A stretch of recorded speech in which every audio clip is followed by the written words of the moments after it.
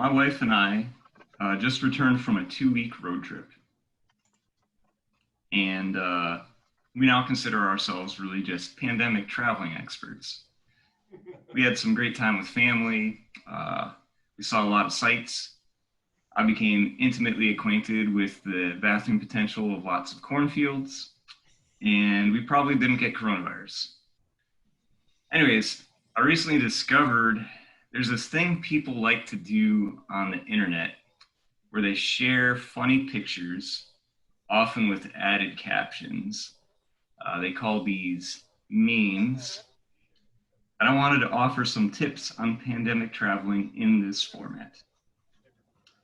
First off, and this isn't exactly a meme, but I had to share something with y'all because Carpagum spoke earlier this summer about how she really missed traveling, but she really hated the idea of using public bathrooms. That was a deterrent to her. And so she had tossed around the idea of tying a porta potty to the back of her car, which I thought was really funny. But apparently there are parts of the world where being stuck in traffic is a huge, huge problem because,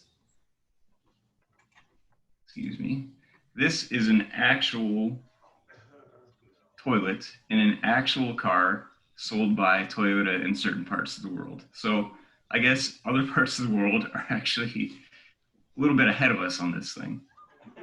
But a car, of course, is not the only way to travel. Cruise ships have gotten a pretty bad rap from coronavirus, but just think of the cost savings. All right, you pay for a week on a cruise ship, and with the inevitable proliferation of outbreak of virus, you get an extra 2 weeks of quarantine for free. If you're flying, there are a couple other things to consider.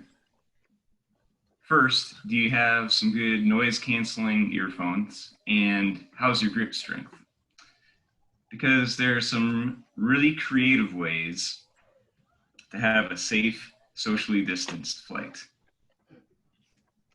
And second, before you board your flight, you might want to check with your airline what their current flexible work schedule policy is. Because work from home just doesn't translate to all jobs. Now, if this hasn't convinced you to get out and explore, don't feel bad. Because remember, what was considered lazy a year ago in terms of behavior, this year is being a responsible adult. Back to you, Madam Toastmaster.